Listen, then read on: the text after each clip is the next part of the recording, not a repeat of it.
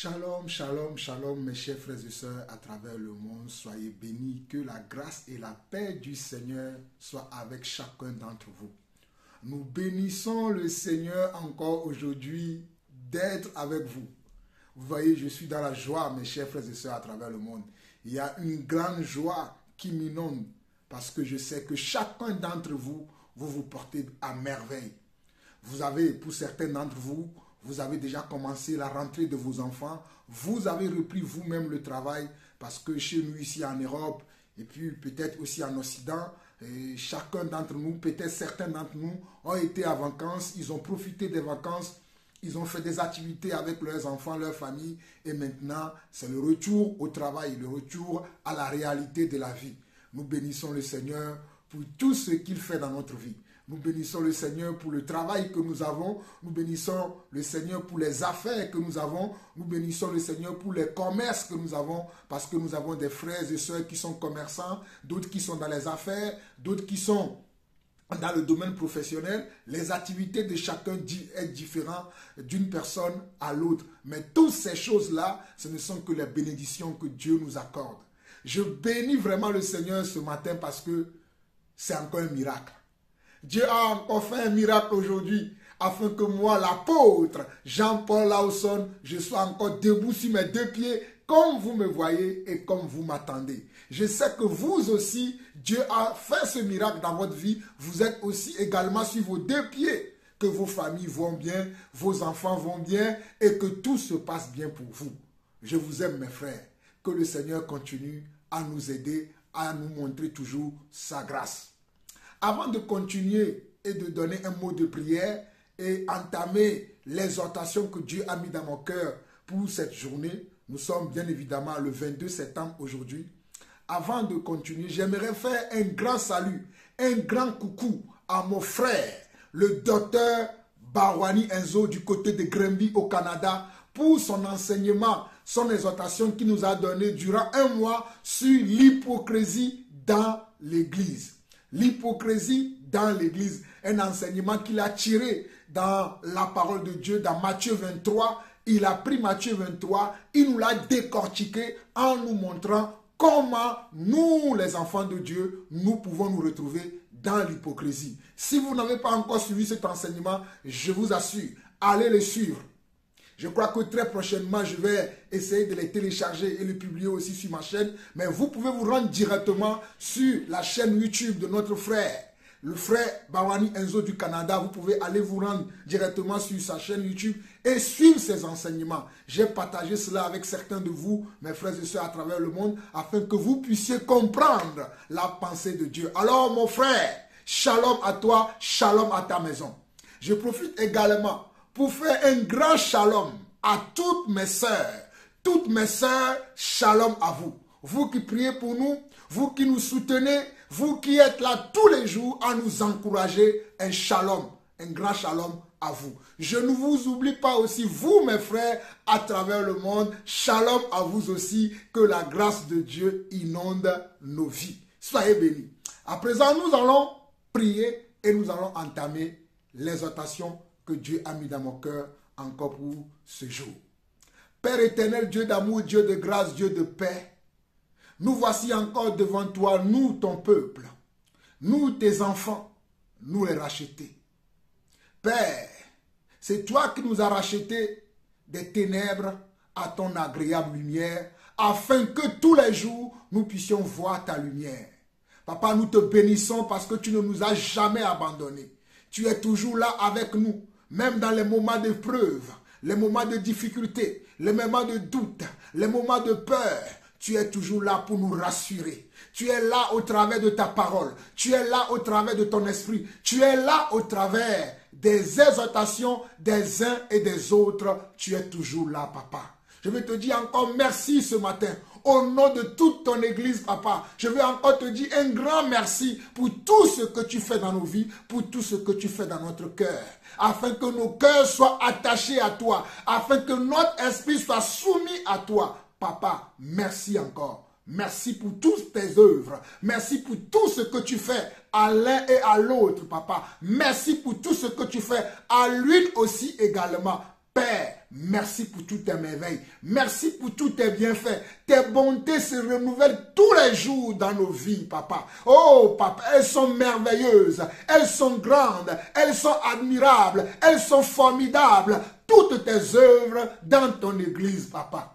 Merci parce que ta connaissance aussi, oh Seigneur Dieu, nous atteigne afin que nous devenions de plus en plus sages, afin que nous devenions encore de plus en plus courageux et courageuses pour suivre, Seigneur Dieu, tes pas, pour marcher sur tes traces.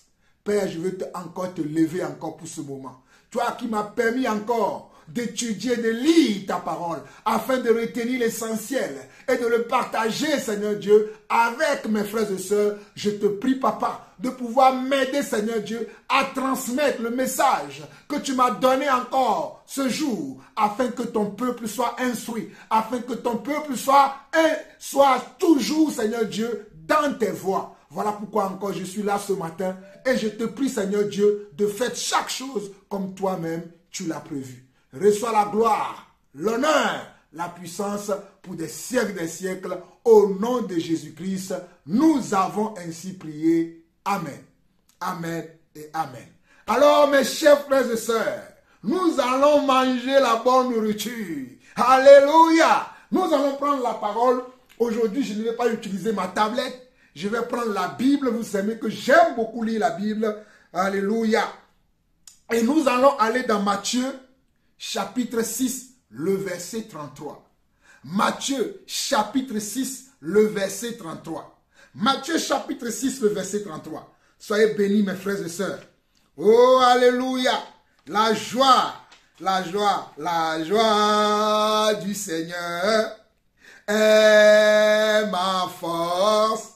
La joie du Seigneur est ma force. Oui, la joie du Seigneur est ma force. La joie du Seigneur est ma force. Oui, la joie du Seigneur est ma force. La joie du Seigneur est ma force. C'est ma force. C'est ma force. Puis c'est ma force. Puis la joie du Seigneur est ma force.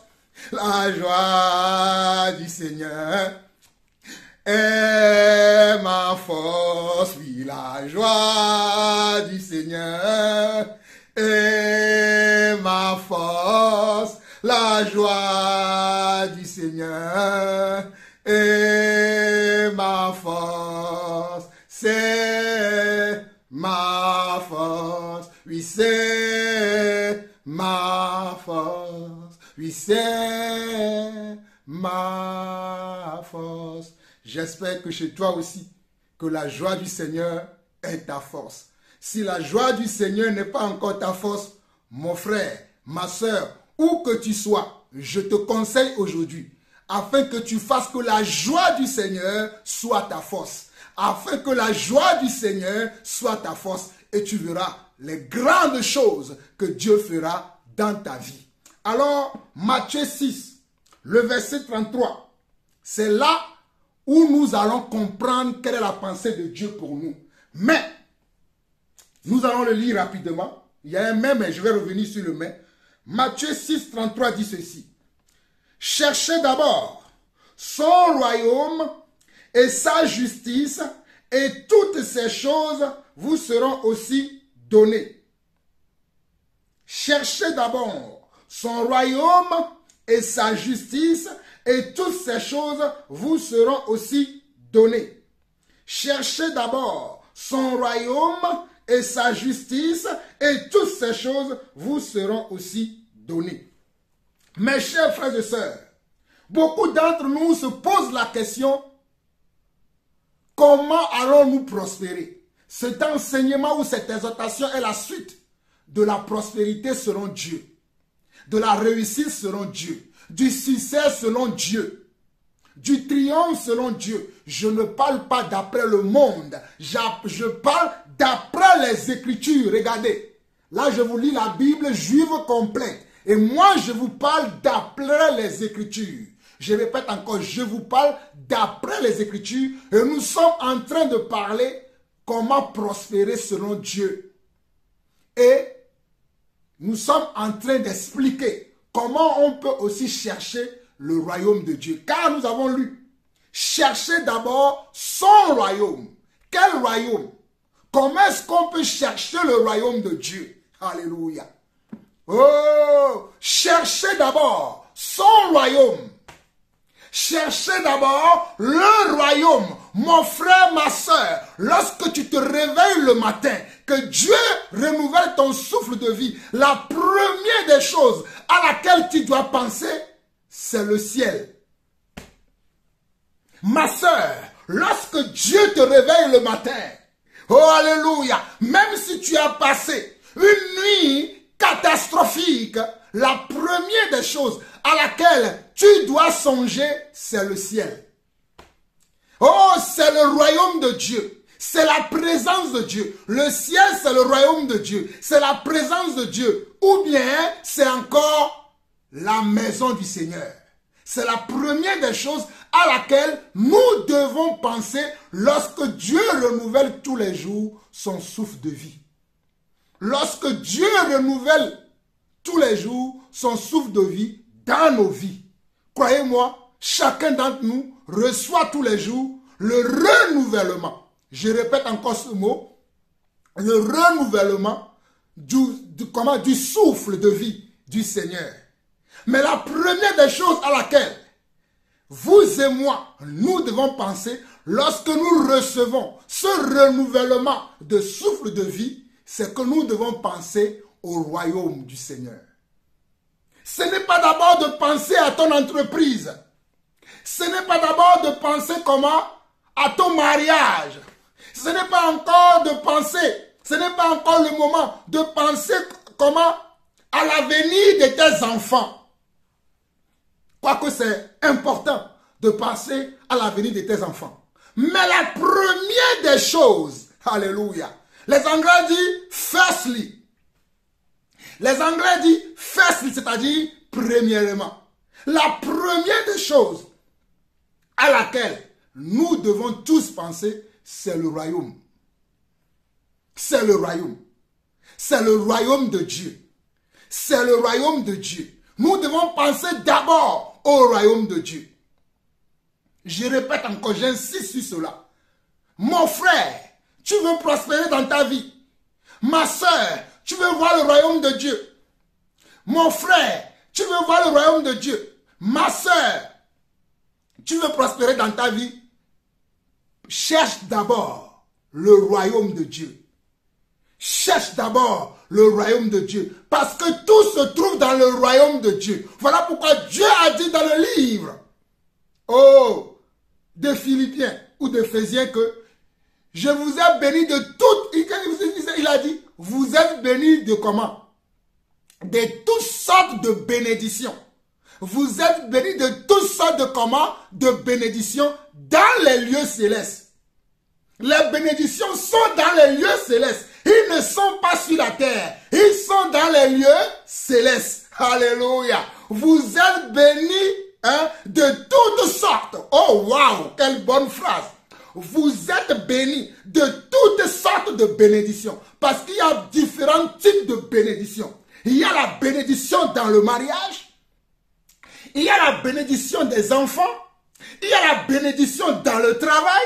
Oh, Shairobo Karababa. Il y a la bénédiction dans le ministère, dans le service que tu fais à Dieu. Alléluia. Et le Seigneur nous a déjà bénis. Un enfant de Dieu ne cherche pas la bénédiction, car il sait qu'il est déjà béni. Jean-Paul Lawson ne cherche pas la bénédiction, car quand vous voyez Jean-Paul Lawson, vous savez qu'il est béni. Oh, alléluia. Moi, je suis un béni de Dieu. Alléluia. Dieu m'a béni. Et je sais qu'il me bénira encore, car il m'a béni de toutes sortes de bénédictions. Mais, chez lui, chaque chose a son temps et chaque temps a sa chose. Il y a un temps pour tout pour le Seigneur.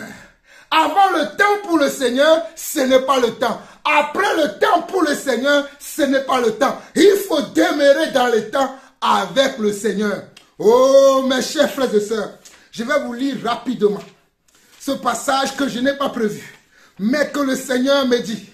Partage cela avec mes enfants, afin qu'ils comprennent le message que tu es en train de leur donner. Je vais vous lire rapidement ce passage, afin que vous compreniez que le Seigneur, notre Dieu, est le meilleur, est le roi des rois. Il est celui qui dit et la chose arrive, celui qui ordonne et elle exerce. Ah!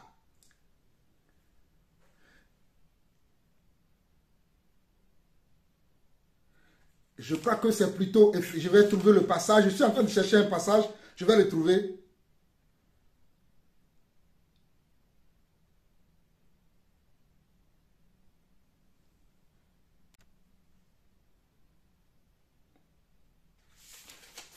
Permettez-moi. Hein.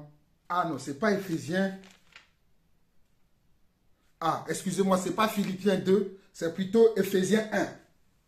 Éphésiens 1 dit ceci. Éphésiens 1. Le verset 2 dit: grâce et shalom de la part de Dieu notre Père, du Seigneur Yeshua le Messie. Verset 3 qui dit, loué soit Adonai, Père de notre Seigneur Yeshua le Messie, qui nous a bénis dans le Messie par toutes sortes de bénédictions spirituelles dans les lieux célestes. Éphésiens 1, le verset 3 dit, loué soit Adonai, Père de notre Seigneur, Yeshua le Messie, qui nous a bénis dans le Messie. La bénédiction se trouve dans le Messie et non hors du Messie, par toutes sortes de bénédictions spirituelles dans les lieux célestes. Béni soit comment? Adonai. Adonai veut dire Dieu. Béni soit Hachem. Béni soit Elohim. Père de notre Seigneur Yeshua, le Messie, qui nous a bénis dans le Messie. La bénédiction ne se trouve pas hors du Messie. Alléluia. La bénédiction de Dieu ne se trouve pas hors du Messie. Il se trouve dans le Messie. Tu dois venir dans le Messie pour avoir la bénédiction. Alléluia. Tu dois être dans le Messie pour avoir la bénédiction. Mais si tu es en dehors du Messie, tu n'auras jamais la bénédiction. Mais la bénédiction se trouve dans le Messie. Alléluia. Est-ce que vous comprenez cela? La bénédiction de Dieu se trouve dans le Messie. Je vais m'expliquer. Mais comprenez d'abord. Loué soit Adonai, Père de notre Seigneur Yeshua, le Messie, qui nous a bénis dans le Messie. Il nous a bénis comment? Dans le Messie. Pas en dehors du Messie. Mais dans le Messie, par toutes sortes de bénédictions spirituelles dans les lieux célestes. Voilà pourquoi je me permettais tout à l'heure de vous dire que lorsque vous vous levez le matin, la première des choses à laquelle vous devez penser, ce n'est pas d'abord votre travail. Ce n'est pas d'abord vos conjoints ou bien votre conjoint. Ce n'est pas d'abord vos enfants. Ce n'est pas d'abord votre entreprise, votre société. Ce n'est pas d'abord le rêve que vous avez fait hier. Vous devez d'abord penser comment? Au royaume de Dieu. Vous devez penser d'abord au royaume de Dieu. Car Matthieu 6, 33 dit, cherchez premièrement. Oh, alléluia. Matthieu 6, 33 dit, cherchez d'abord. Cherchez d'abord, avant toute chose que tu entreprends, que tu projettes, que tu désires, avant toutes tes envies, la première des envies que vous devez avoir, que nous devons avoir, c'est le royaume.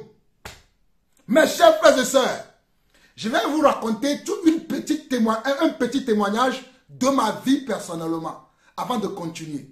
Mes frères et sœurs, lorsque j'ai compris que la première des choses que moi, Jean-Paul Lawson, je devais chercher, avant de chercher toutes choses dans ma vie, Mes frères et sœurs peuvent le témoigner. Voilà pourquoi même mes études universitaires, je les repris plus tard, à l'âge de 40 ans.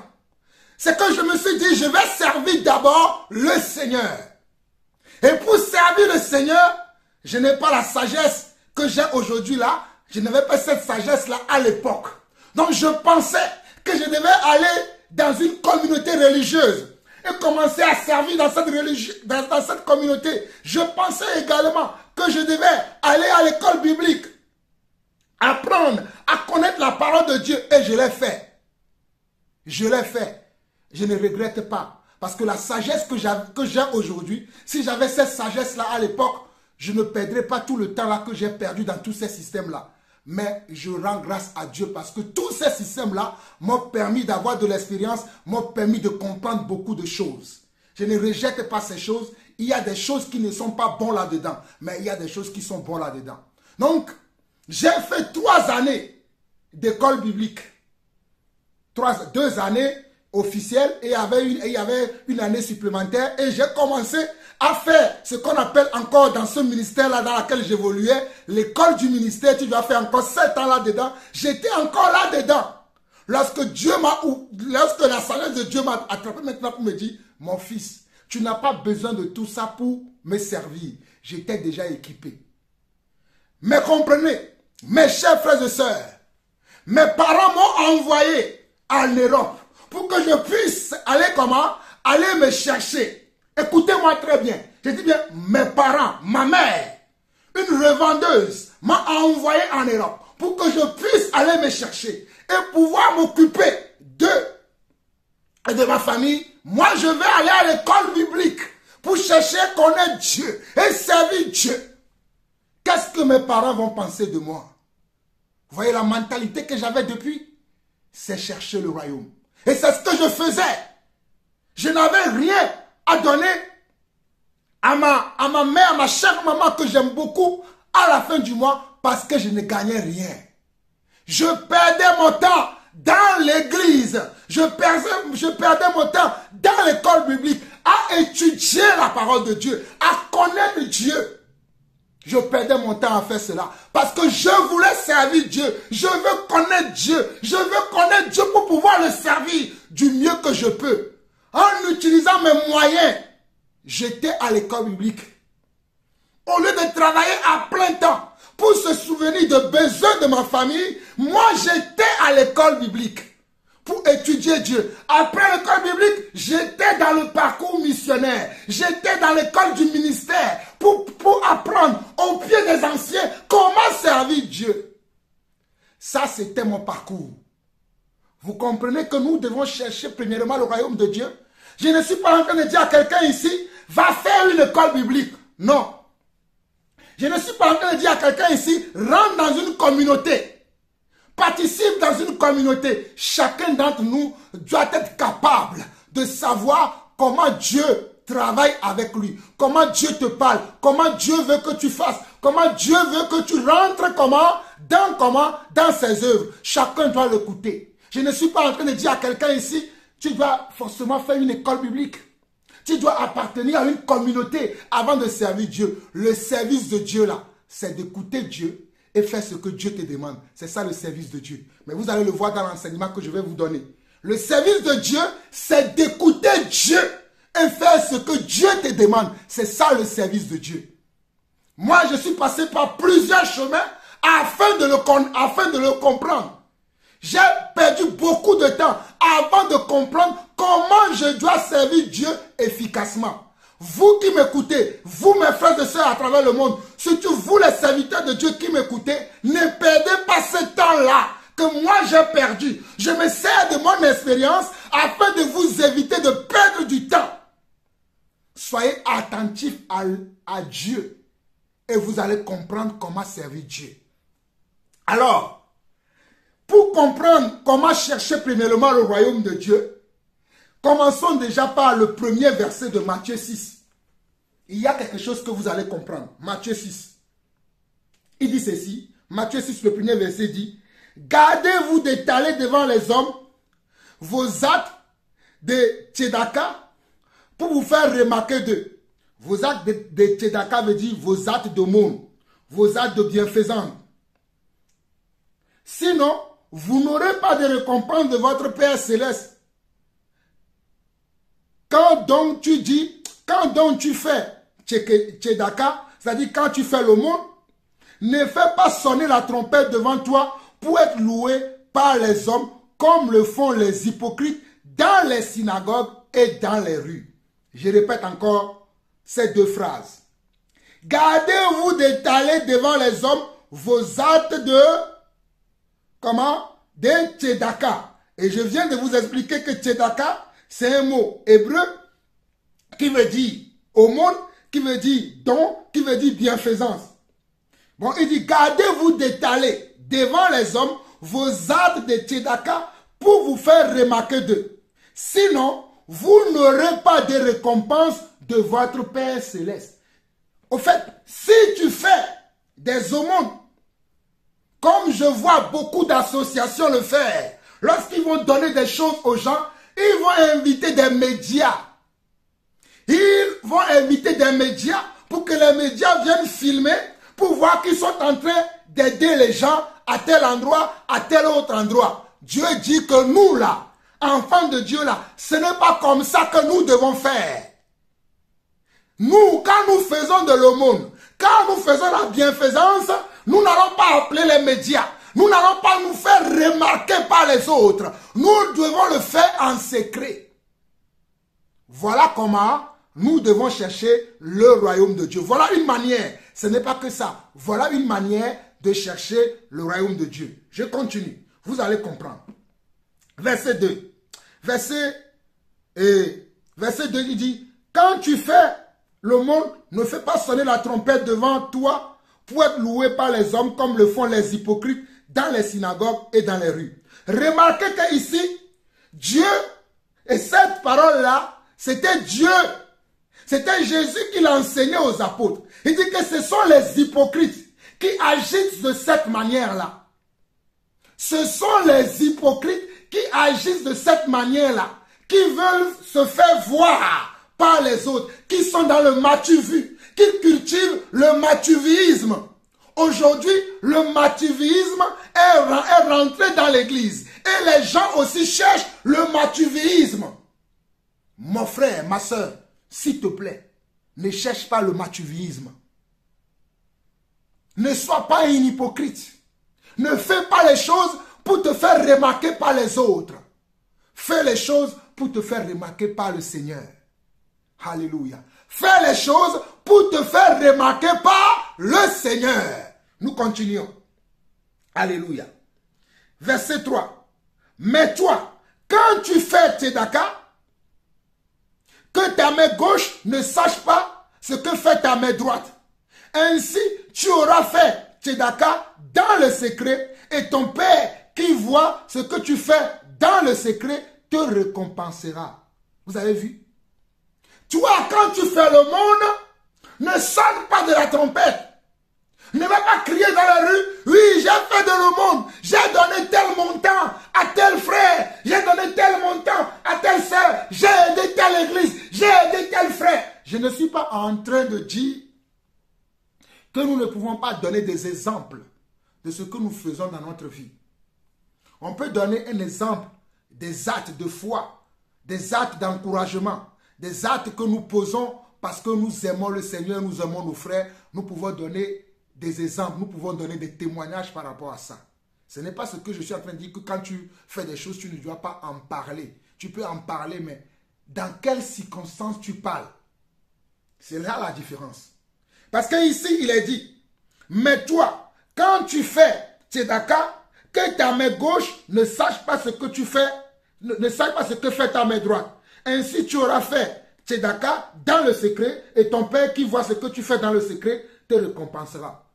En d'autres mots, le Seigneur veut nous dire simplement, lorsque nous pratiquons de l'aumône, nous ne devons pas le faire de la manière du monde. Nous ne devons pas le faire de la manière des gens qui cultivent le culte de la personnalité, qui aiment qu'on les applaudisse, qui aiment qu'on les félicite, qui aiment qu'on dise de bien d'eux. Surtout c'est ça.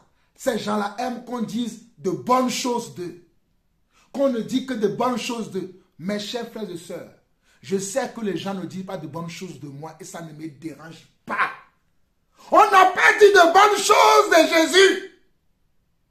On n'a pas dit de bonnes choses de Jésus. Alors mon frère, ma soeur, lorsque tu donnes de l'aumône, n'attends pas que les gens voient ce que tu fais. Fais-le pour le royaume des cieux. Fais-le pour le Seigneur.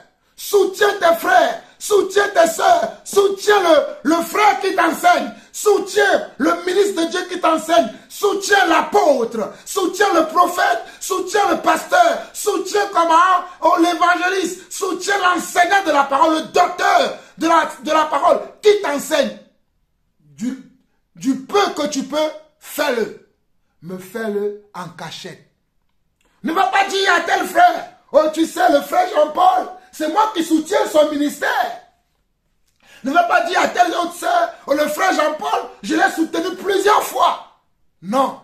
Il peut arriver que tu donnes un témoignage pour encourager les autres à le faire. Ça, c'est bien. Mais ne sonne pas de la trompette quand tu fais de l'aumône.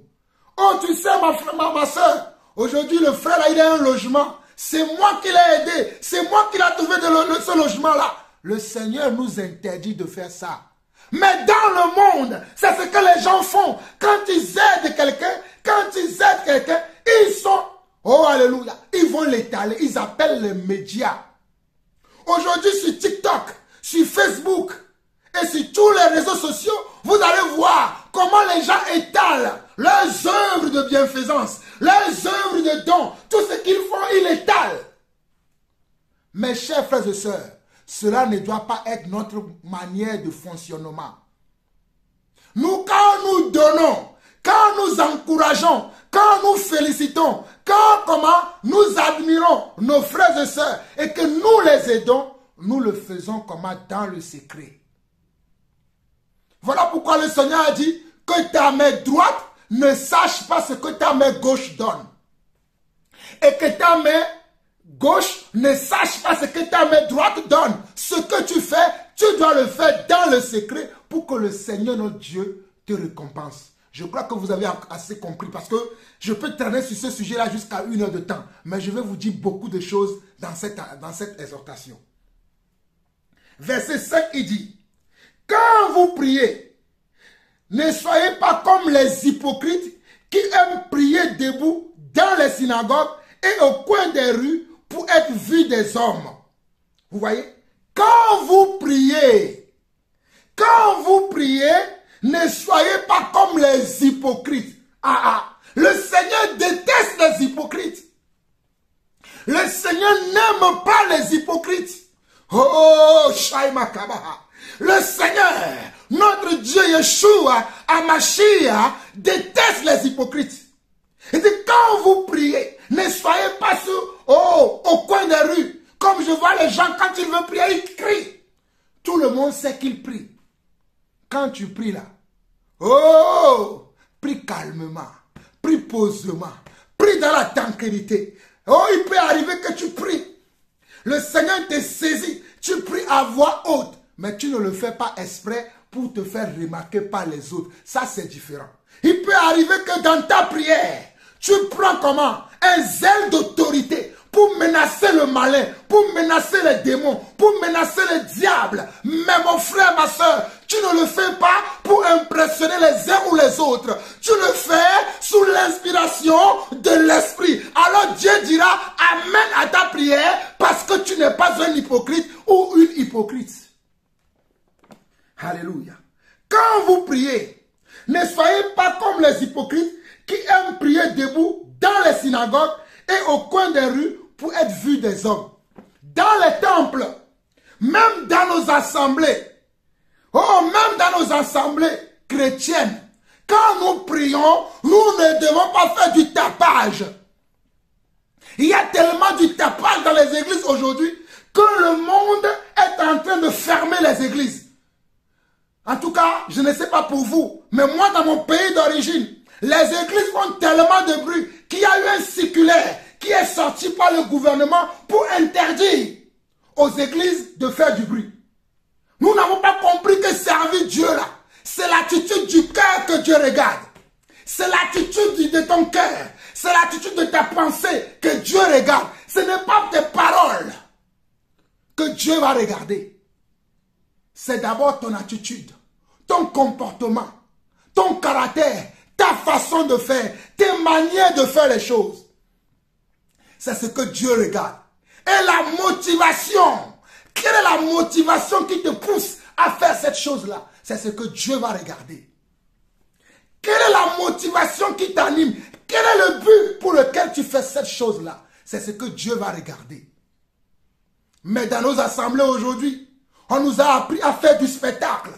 On nous a appris à faire du spectacle. Donc quand il n'y a pas de spectacle dans nos assemblées, il n'y a pas Dieu. Oh my God. Hey, quand il n'y a pas de spectacle aujourd'hui, il n'y a pas Dieu. Et vous allez voir, il y a un système à la mode aujourd'hui qui est venu des anglo-saxons, qui est venu des États-Unis. C'est que les gens prient en faisant des choses bizarres. Je n'arrive même pas à faire comment ils font. J'ai reçu beaucoup de vidéos où des frères et sœurs m'interrogeaient par rapport à ça. Même j'ai reçu des questions venant des membres de ma famille qui m'ont demandé, mais est-ce que vous aussi vous priez comme ça? Parce qu'il y a quelque chose qui est à la mode aujourd'hui. C'est prier et faire des gestes bizarres dans la prière. Oh, Shaira Mama Soko, je n'arrive même pas à faire. Mais si vous suivez les réseaux sociaux, vous allez voir. Les gens ils prient, mais ils ont une terminaison dans la prière qui est bizarre. Et ils prient, oh Shairi, je ne sais pas comment faire le truc là. Et ils le font sur les plateaux de télévision. Oh, vous allez voir, l'Esprit de Dieu est descendu. Oh, alléluia. Shikarabo sandara maché. Ou shirebe machaya. Ou ramama machaya. Ou yebe machaya. Tu ne comprends même pas ce que les gens disent. Parce qu'ils veulent, et les gens croient que c'est comme ça qu'ils doivent prier. Les gens croient que c'est comme ça qu'ils doivent parler. Je n'arrive même pas à les imiter parce que je ne comprends pas ça. Ça devient tellement une absurdité. Ça devient tellement quelque chose qui est comme un non-sens. Mais c'est ce qui est à la mode. Quand tu pries maintenant, tu dois faire du spectacle. Tu dois dire des choses insensées dans ta prière. Et les gens gobent ça. Mais regardez ce que le Seigneur nous dit dans Matthieu 6. Nous sommes en train de voir comment chercher le royaume de Dieu. Nous sommes en train de voir comment chercher le royaume de Dieu, comment prospérer selon Dieu. Regardez. Il dit, et quand vous priez, verset 5, quand vous priez, ne soyez pas comme les hypocrites qui aiment prier debout dans les synagogues et au coin des rues pour être vus des hommes. Oui, je vous le dis, ils ont déjà leur récompense. Vous voyez? Oui, je vous le dis, ils ont déjà leur récompense. Leur récompense, c'était quoi? C'est que le voisin a dit, ah, tu as bien prié aujourd'hui, hein? Ah, c'est bien. C'est ça sa récompense. Mais Dieu ne l'a pas exaucé. Oui, les gens t'ont vu. Waouh, quelle prière! Oui, c'est ça sa récompense. Mais Dieu n'a pas exaucé. Waouh! Je suis touché par ta prière. C'est ça. Mais quand tu pries, lisons. Oh, alléluia. Mais toi, quand tu pries, entre dans ta chambre, ferme la porte et prie ton Père dans le secret. Ton Père qui voit ce que tu fais dans le secret te récompensera. Le Seigneur nous dit que lorsque nous, qui sommes les élus de Dieu, nous prions, nous devons le faire en secret, en cachette, dans le calme. Pas dans le brouhaha, pas dans le bruit, pas dans le tambouronnage, mais dans le calme. Je vois même des fois que la prière est accompagnée dans les assemblées. Je vois que la prière des fois est accompagnée par le bruit des timbales, de la batterie, du piano. Je dis, mais ça c'est la prière. La prière est différente de la louange.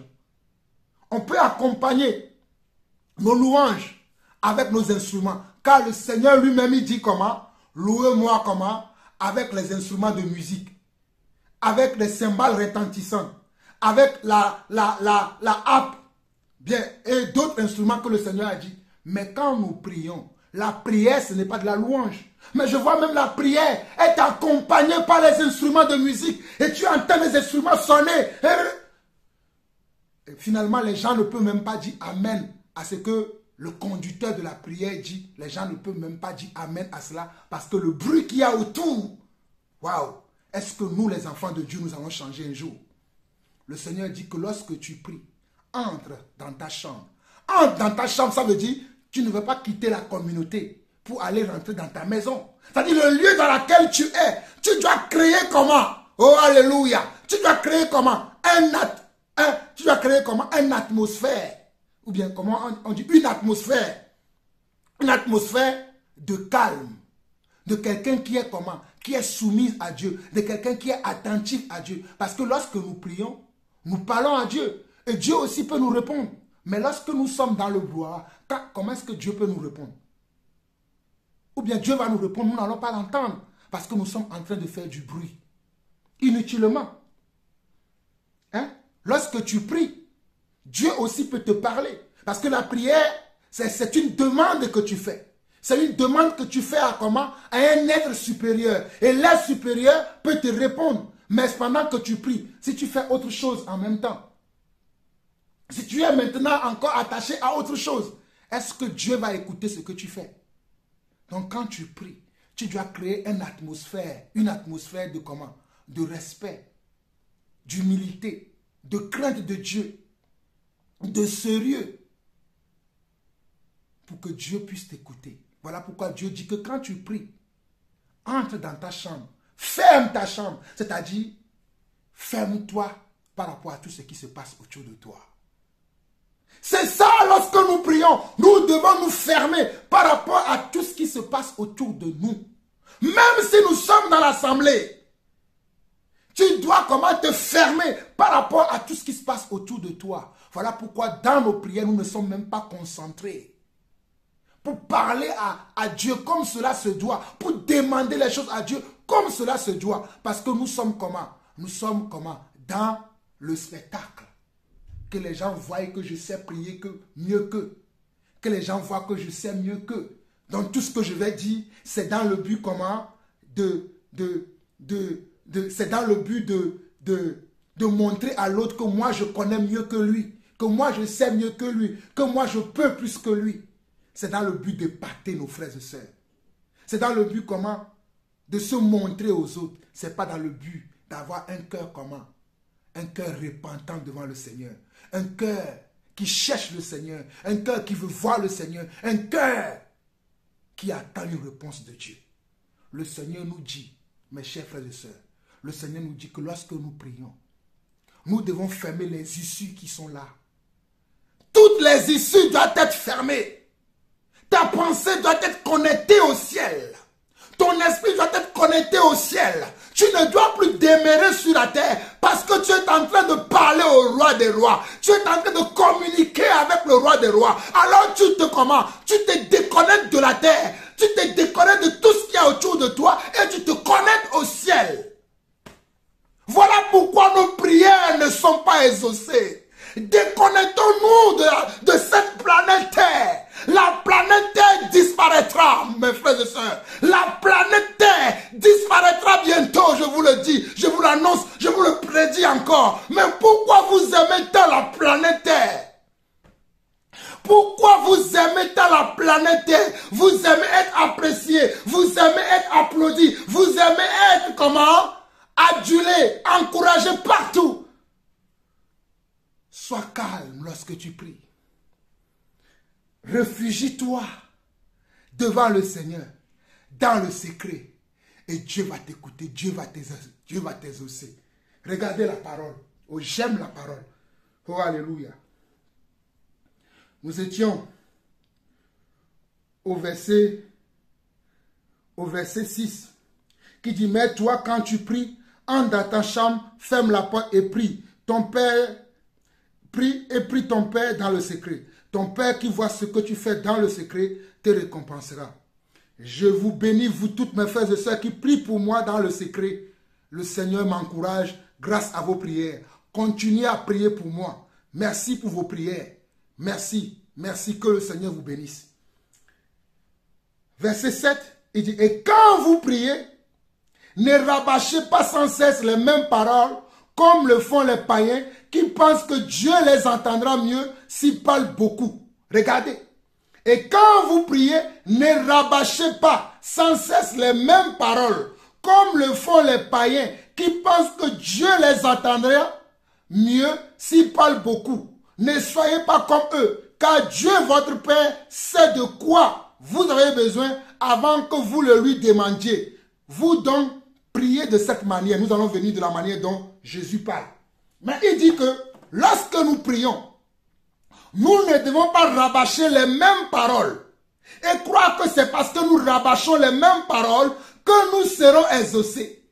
Il y a beaucoup de gens, beaucoup de personnes qui prient en rabâchant les mêmes paroles. Je vous ai montré tout à l'heure, je n'arrive pas vraiment à les imiter, ces gens-là. C'est ce que je vois. J'ai dit que ça, c'est venu des États-Unis, où quand les gens prient, ils font des gestes bizarres. Ou même quand ils prient en langue, oh rababa ishe, ou rababa yashe, ou sangara mako, ishe rababa she, irababa mache, ou rababa macho, ou rababa massa, ou rababa machi.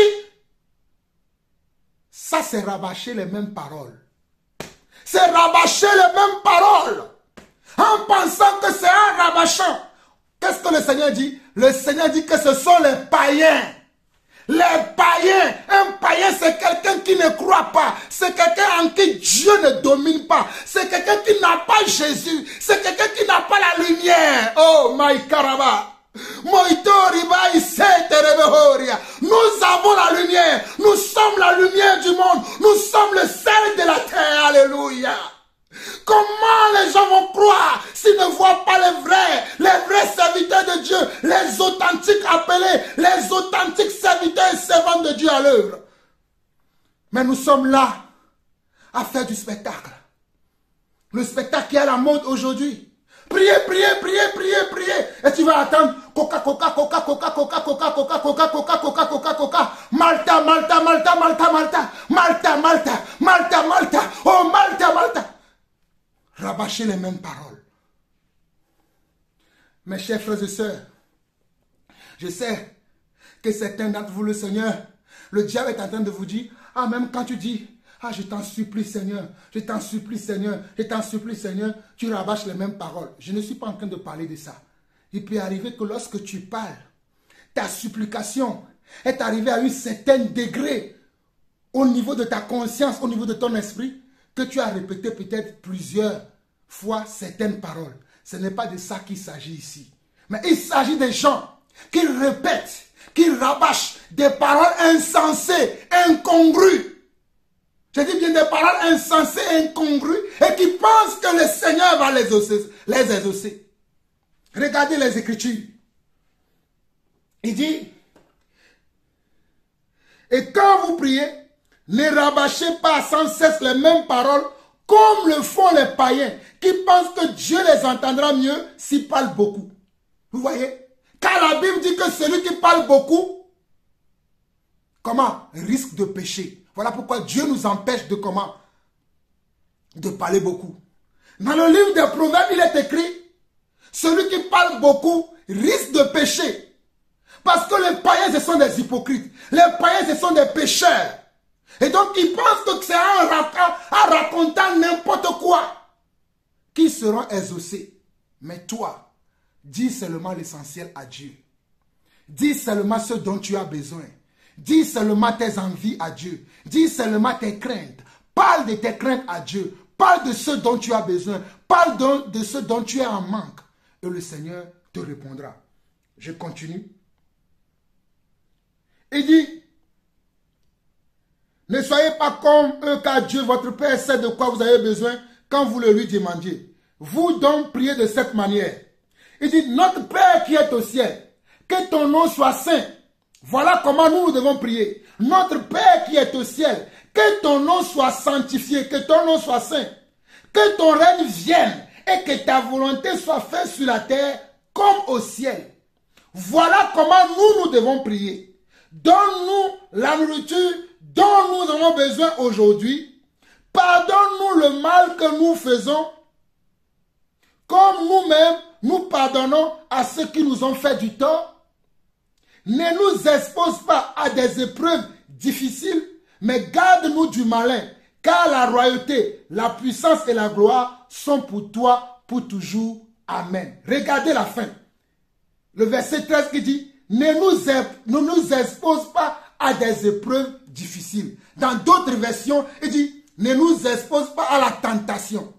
La tentation dont on parle, c'est à des épreuves difficiles, des épreuves qui seront au-dessus de notre foi. Dieu ne peut pas nous donner des épreuves qui seront au-dessus de notre foi. Si Dieu voit que ta foi est à l'échelle 2, tu auras une épreuve à l'échelle 2. Si Dieu voit que ta foi est à l'échelle 10, tu auras une épreuve à l'échelle 10. Mais Dieu ne te donnera jamais une épreuve qui est à l'échelle 75 alors que tu es à l'échelle 10. Je répète cette parole-là pour que vous compreniez. Matthieu 6, 13. Ne nous expose pas à des épreuves difficiles, mais garde-nous du malin, car la royauté, la puissance et la gloire sont à toi pour toujours. Regardez, il dit, ne nous expose pas à des épreuves difficiles, mais garde-nous du malin. Le Seigneur nous gardera toujours du malin. Voilà pourquoi il dit, quand vous dites, ne nous expose pas à des épreuves difficiles, dites aussi, garde-nous du malin. Préserve-nous du malin. Préserve-nous du tentateur. Préserve-nous du serpent ancien. Préserve-nous de l'hypocrite. Préserve-nous du menteur. Préserve-nous du séducteur. Car le malin, c'est un séducteur. Dieu ne pourra jamais t'exposer à des épreuves qui sont en dessus de ta foi. Il te donnera toujours des épreuves qui sont en deçà de ta foi, afin que tu puisses comment la surmonter. Mais avant là, il nous dit, nous devons dire dans notre prière, notre Père qui est au ciel, que ton nom soit comment? Soit saint.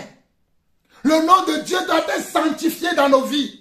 Vous qui n'aimez pas sanctifier le nom de Dieu, pas ta manière de parler, pas ta marche chrétienne, ta marche de foi, ta marche de croyant, tu peux sanctifier le nom de Dieu. Oui. Aujourd'hui, les gens s'en foutent de la sanctification du nom de Dieu. Et à cause de nous, le nom de Dieu est blasphémé dans le monde. Parce que nous ne sanctifions plus le nom du Seigneur. Il continue, que ton règne vienne et que ta volonté soit faite sur la terre comme au ciel. Le ciel, c'est le royaume de Dieu. N'oubliez pas que nous avons commencé dans Matthieu 6, 33, qui dit, cherchez premièrement le royaume de Dieu. Il dit, que ton règne vienne. Donc, dans tout ce que nous faisons, nous devons chercher que le règne de Dieu vienne. Que le règne de Dieu, le règne de Dieu veut dire que la façon de Dieu de faire les choses vienne dans ma vie. C'est ça, le règne de Dieu. Que la façon de Dieu de faire les choses, de dire les choses, de voir les choses vienne dans ma vie. Que la manière de Dieu d'accomplir les choses, de dire les choses, de faire les choses viennent dans ma vie. Alléluia. J'espère que vous comprenez ça, mes frères. Le règne de Dieu, c'est ça. Que la manière de Dieu de voir les choses, la manière de Dieu de concevoir les choses, la manière de Dieu de parler, la manière de Dieu de voir, la manière de Dieu de dire les choses, la manière de Dieu d'accepter les choses. C'est ça que je dois aussi avoir. C'est ça le règne de Dieu. Oui, c'est ça le règne de Dieu. Regardez bien, il est écrit, que ton règne vienne et que ta volonté soit faite sur la terre comme au ciel. Que ton règne vienne. Que ton règne vienne. C'est-à-dire, je ne dois pas refuser le règne de Dieu. Mais beaucoup d'entre nous, nous avons déjà refusé le règne de Dieu. Dieu te dit ne mens pas, tu mens. Tu as refusé le règne de Dieu. Dieu te dit n'envie pas, tu envies. Tu as déjà refusé le règne de Dieu. Dieu te dit ne copie pas les païens. Tu as copié les païens, mais tu as refusé le règne de Dieu. Nous avons refusé le règne de Dieu. Dieu te dit n'aie pas pour modèle le monde. Mais tu as pris le monde comme modèle. Alors tu as refusé le règne de Dieu. Dieu te dit ne fais pas comme eux. Soyez différents. Car il faut la différence entre les justes et les injustes. Mais nous refusons. Mais comment est-ce que Dieu va dominer dans ta vie? Il ne peut pas. Parce que tu ne lui laisses pas la place pour qu'il vienne dominer ta vie. Pour qu'il vienne régner dans ta vie. Pour qu'il vienne diriger ta vie. Au fait, quand tu dis que le règne de Dieu vient, C'est-à-dire que tu dis que Dieu vient diriger ma vie. Viens être l'arbitre de ma vie. Viens être le concepteur de ma vie. Viens être le dirigeant de ma vie. Viens être comment? Le réalisateur de ma vie. Mais la plupart d'entre nous, nous refusons cela à Dieu. Nous ne voulons pas que Dieu vienne diriger notre vie. Nous ne voulons pas que le Seigneur vienne faire les choses dans notre vie. Mais nous attendons à voir les bénédictions qu'il a pour nous. Voilà pourquoi nous n'arrivons pas à obtenir les bénédictions. Car les bénédictions sont déjà là. Il faut simplement marcher sur la parole. Il faut simplement faire comme la parole a dit et les bénédictions vont sortir automatiquement dans ta vie. Voilà pourquoi nous ne prospérons pas. Mes frères et sœurs, écoutez-moi très bien. Je suis l'apôtre, l'élu de Dieu, Jean-Paul Lawson. Tu veux voir ta vie prospérer? Mets la parole en pratique. Oh, je vous mets à défi, alléluia. Eh Seigneur, je vous mets à défi. Vous allez voir comment le Dieu que je sers, alléluia. Oh my God. Oh, vous allez voir comment ce Dieu va me bénir devant vous. Oh, j'ai tellement confiance en ce Dieu, alléluia. J'ai tellement confiance en ce Dieu, alléluia, que vous allez voir de vos propres yeux comment ce Dieu va me bénir. J'ai perdu des années dans l'impiété, dans l'or, dans la bouillabaisse, dans les ténèbres, mais j'ai décidé que moi et ma famille, nous servirons l'Éternel. Alléluia. Moi et ma maison, nous servirons Adonai. Et vous allez le voir vous-même. Et vous témoignerez que cet homme est béni de Dieu. Alléluia. Cet homme est béni de Dieu. Je ne suis pas en train de vous parler des richesses mondaines. J'en ai. Je rends grâce à Dieu. Mais vous verrez que ma vie sera bénie à tous les niveaux. Émotionnellement, je serai béni. Familialement, je serai béni. Oh, alléluia. Financièrement, je serai béni. Matériellement, je serai béni. Oh, alléluia. J'aurai toutes les bénédictions. Je répète encore, émotionnellement, je serai béni.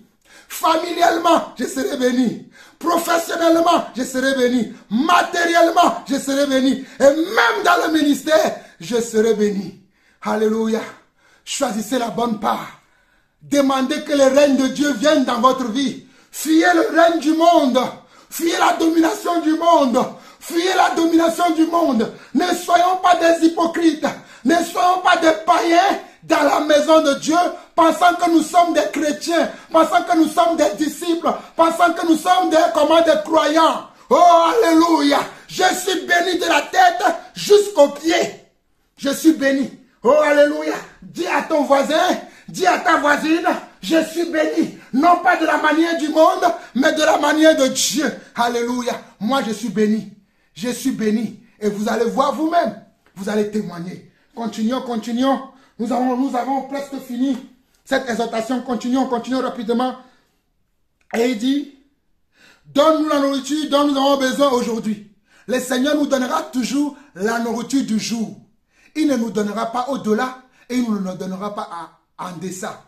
S'il y a au-delà, ce sera pour les jours prochains à venir. Voilà pourquoi tu dois cultiver de la sagesse, que lorsque tu gagnes beaucoup, tu dois mettre un peu de côté. Ça aussi, ça fait partie de comment? Ça fait partie de la prospérité selon Dieu. Quand Dieu te donne au-delà de ce que tu as besoin aujourd'hui, ne garde pas tout. Ne dépense pas tout. Ne mange pas tout. N'utilise pas tout. Épargne un peu de côté parce qu'il y aura des jours difficiles qui vont arriver. Souvenez-vous de Joseph. Dans les 7 années d'abondance, Joseph a su épargner pour les 7 années comment? Des sécheresses. Je répète encore, souvenons-nous de Joseph. Dans les années d'abondance, 7 ans d'années d'abondance, Joseph a épargné parce que derrière les années d'abondance, il y a eu les années de sécheresse, les années de famille. Et c'est par rapport à ce que Joseph a pu épargner qu'il a pu comment? Qu'il a pu subvenir à ses besoins, aux besoins du peuple, aux besoins du monde entier à cette période-là. La sagesse, c'est chez notre Dieu. Ce n'est jamais dans le monde. Je continue. Pardonne-nous le mal que nous faisons, comme nous-mêmes, nous pardonnons à ceux qui ont fait, à ceux qui nous ont fait du tort. Il peut arriver qu'un enfant de Dieu fait du mal. Il peut arriver qu'un enfant de Dieu fait du mal. Voilà pourquoi le Seigneur dit ici, demandez à Dieu qu'il vous pardonne le mal que vous faites, de la même manière que vous aussi, vous pardonnez à ceux qui vous font mal, à ceux qui vous font tort. Il peut arriver qu'un enfant de Dieu fait mal les choses. Il m'arrive encore de faire mal les choses. En tout cas, moi, je ne dis pas que je suis arrivé, que je suis parfait en tout. Non, j'essaie de me perfectionner. J'essaie de changer mon comportement, de changer mon caractère, de changer ma façon de voir les choses, de changer mon attitude, d'être tout le temps dans le time, de faire les choses comme il faut. Voilà pourquoi je sais que je dois aussi demander pardon à Dieu. Parce que des fois, je fais mal. Mais mon but, le but que je poursuis, c'est d'être tout le temps comme Dieu. C'est d'agir comme Dieu. Mes frères, le temps presse. Je vais vous lire un passage très rapidement dans 1 Roi chapitre 3. On va lire du verset 4 à 15 rapidement pour finir là. Permettez-moi encore 10 minutes. J'avais prévu 1 heure, mais il y avait tellement beaucoup de choses à dire. Prenons 1 Roi chapitre 3 rapidement pour comprendre tout ce que j'ai dit là. Ce passage-là que je vais vous lire va poser l'enseignement là dans nos vies une fois pour de bon. Dans 1 Roi chapitre 3, nous allons lire du verset 4 plutôt, au verset 15 qui dit ceci. Une fois, le roi se rendit à Gibeon pour y offrir un sacrifice, car c'était le principal au lieu. Salomon qui veut dire Salomon, offrit 1000 holocaustes sur l'autel qui se trouvait là, à Gibeon. Adonai apparut à Salomon en rêve la nuit. Dieu dit, dis-moi ce que tu voudrais que je te donne. Salomon dit, tu as fait preuve de beaucoup de bonté envers ton serviteur David mon père, car il vivait devant toi dans l'honnêteté et la justice, et il avait un cœur droit avec toi. Tu lui as conservé cette grande bonté en lui donnant un fils pour s'asseoir sur son trône comme il en est aujourd'hui. Et maintenant, Adonai, mon Dieu, tu as fait ton serviteur roi à la place de David mon père. Mais je ne suis qu'un enfant, je ne sais pas diriger. De plus, ton serviteur est parmi ton peuple que tu as choisi, un grand peuple si nombreux qu'on ne peut le compter. C'est pourquoi donne à ton serviteur un cœur intelligent, capable de dispenser la justice à ton peuple, afin que je discerne entre le bien et le mal, car qui est à même de juger ton grand peuple. Regardez ce que Salomon demande. Regardez bien. De plus, le verset 8 de 1 Roi, chapitre 3. De plus, ton serviteur est parmi ton peuple, que tu as choisi. Un grand peuple, si nombreux qu'on ne peut le compter. C'est pourquoi donne à ton serviteur un cœur intelligent, capable de dispenser la justice. Regardez ce que Salomon demande à Dieu. Salomon demande à Dieu un cœur intelligent, capable de dispenser la justice, capable de dispenser la droiture, capable de dispenser la volonté de Dieu. C'est ça ce que Salomon est en train de demander. Il continue, afin que je discerne entre le bien et le mal. Afin que je discerne entre le bien et le mal. Afin que je puisse savoir la distinction qui existe entre ce qui est bien et ce qui est mal. Permets-moi de pouvoir discerner cela. Car qui est à même de juger ton grand peuple? Car qui peut juger ton grand peuple s'il ne connaît pas la justice selon toi? S'il ne connaît pas la droiture selon toi? S'il ne connaît pas le bien selon toi? Pas le bien d'après le monde, mais le bien d'après selon toi. D'après toi. Oh, j'aime Salomon. Regardez ce que Salomon dit. Salomon dit, Salomon a fait comment? Salomon est devenu roi. Il a fait des sacrifices à Dieu. Il a donné des aumônes à Dieu. Il a béni Dieu avec les biens matériels qu'il avait. Il a, comment on nous dit, au verset 4. Une fois le roi se rendit à Gibeon pour offrir un sacrifice. Car c'était le principal au lieu. Salomon offrit 1000 holocaustes sur l'autel qui se trouvait là. Salomon a offert comment? 1000 holocaustes à Dieu. 1000 holocaustes. Waouh! 1000 bœufs. Ah ben c'est beaucoup, hein? Ok. Adonai apparut à Salomon en songe la nuit. après que Salomon a donné le monde à Dieu, Dieu a été touché par le sacrifice de Salomon. Dieu a été touché par le cœur de Salomon. Dieu apparut en songe la nuit envers Salomon et lui demande ceci. Dis-moi ce que tu voudrais que je te donne.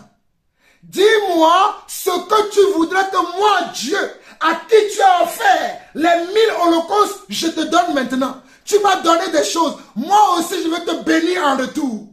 Mon frère, ma soeur, je vais t'encourager aujourd'hui. Oh my God, je vais t'encourager, mon frère, aujourd'hui. Que si tu donnes à Dieu ta vie, Dieu te donnera sa vie aussi en retour.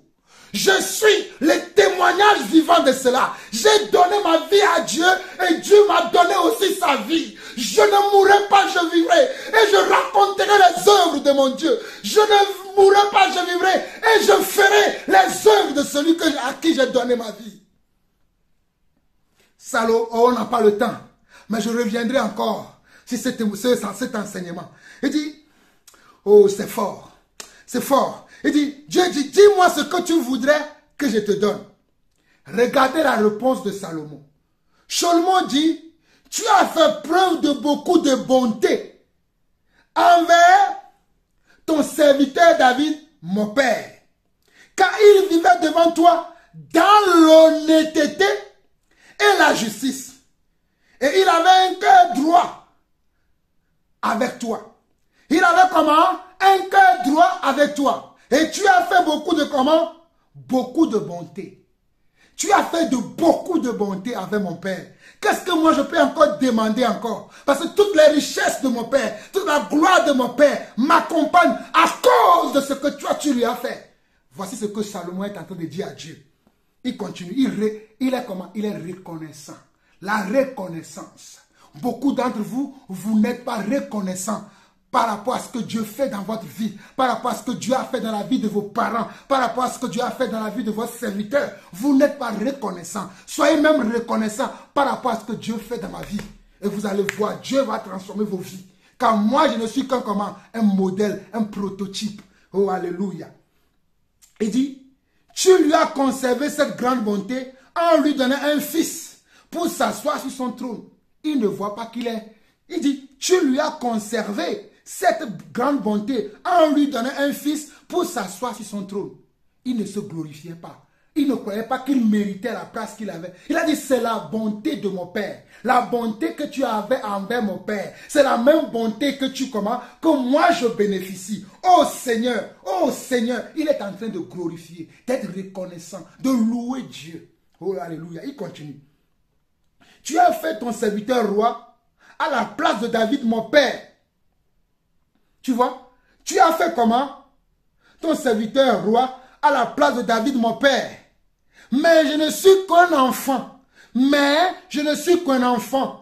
Je ne sais pas diriger. Mais je ne suis qu'un enfant. Je ne sais pas diriger. Mais moi, je ne suis comment? Un enfant. Je ne sais pas encore diriger. Moi, je ne suis qu'un enfant. Je ne sais pas diriger. Voici les propos de qui? De Salomon. Salomon ne se voyait pas intelligent. Salomon ne se voyait pas sage. Salomon ne se voyait pas méritant.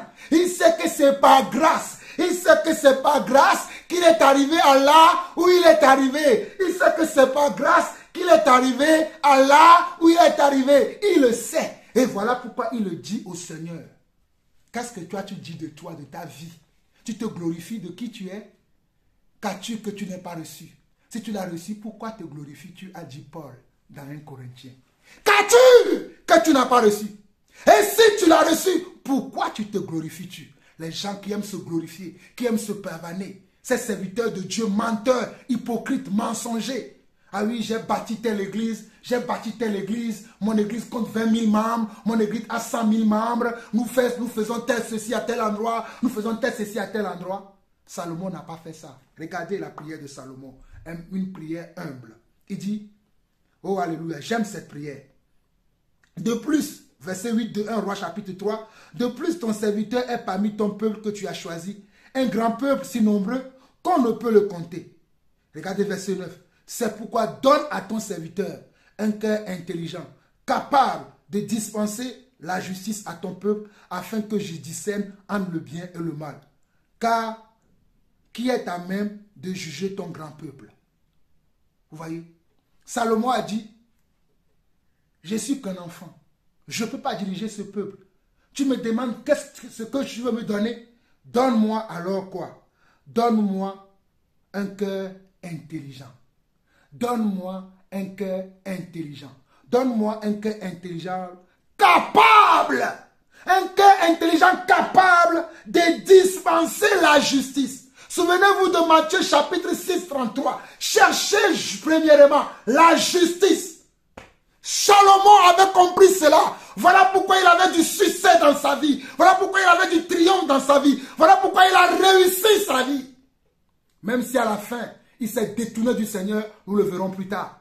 Mais au départ, il avait bien compris le système. Il avait bien compris ce qu'il devait faire. Il avait compris ce qui devait toucher le cœur de Dieu.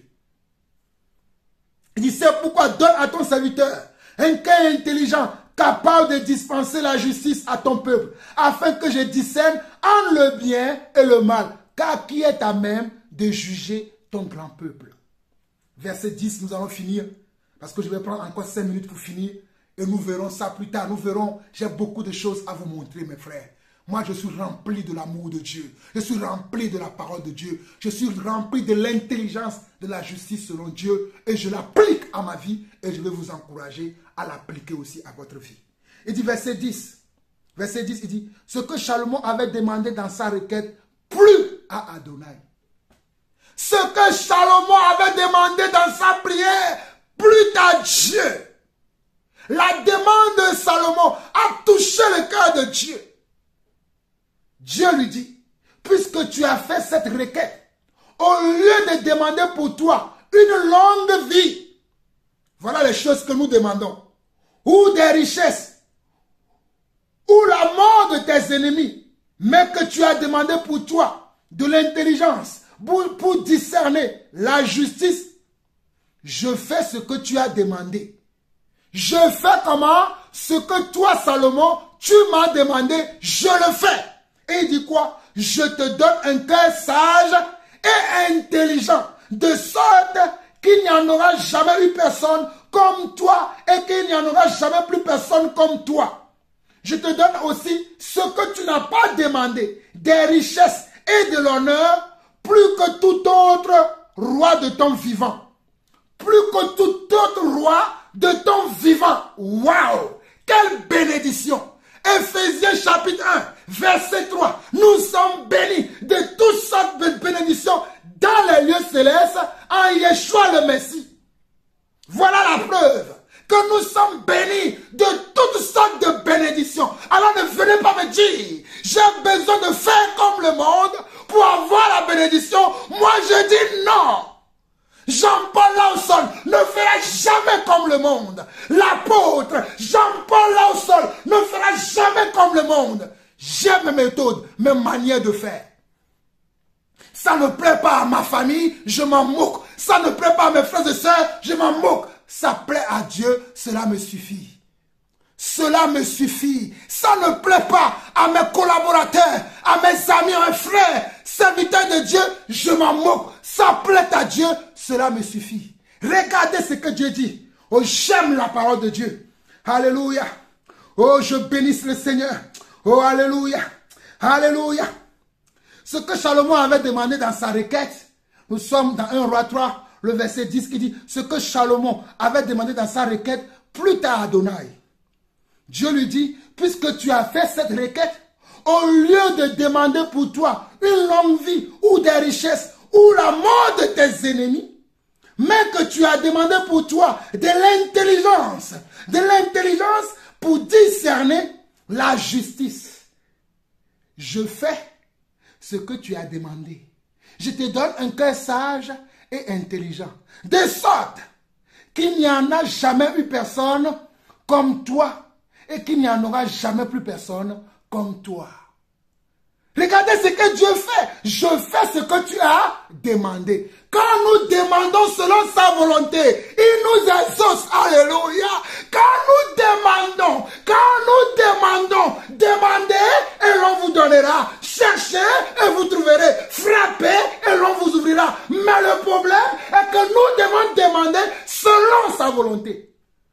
Salomon l'a compris. Il a vu qu'il était insignifiant. Il n'était rien. Il n'avait aucune intelligence, aucune sagesse pour connaître la justice selon Dieu afin de distinguer le bien du mal. C'est ce qu'il fallait demander. Toi, tu es là, donne-moi un mari. Toi, tu es là, donne-moi un enfant. Toi, tu es là, que mes ennemis meurent. Toi, tu es là, donne-moi un travail. Hé, tu n'as pas compris. Tu n'as pas compris. Verset 12, je termine. Verset 12 à 15.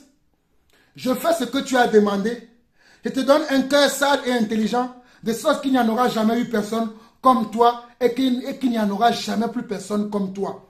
Je te donne aussi ce que tu n'as pas demandé, des richesses et de l'honneur, plus que tout autre roi de ton vivant. Des richesses et de l'honneur. Et croyez-moi, Salomon a eu de l'honneur.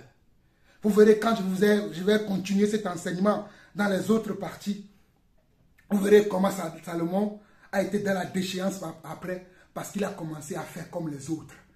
Il n'est pas resté dans les lois du Seigneur comme il avait démarré.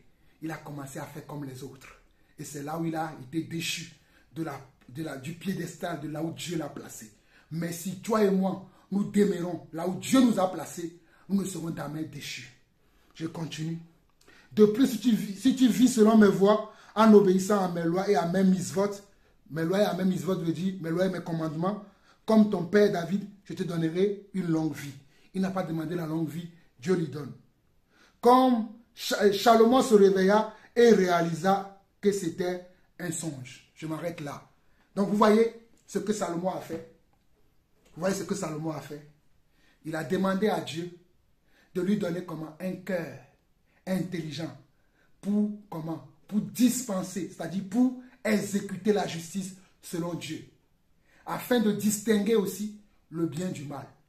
Dieu a exaucé cette prière et Dieu lui a dit, puisque tu ne m'as pas demandé la mort de tes ennemis, tu ne m'as pas demandé des richesses, tu ne m'as pas demandé de l'honneur, moi-même, je te donne ce que tu as demandé, c'est-à-dire tu auras de la sagesse et de l'intelligence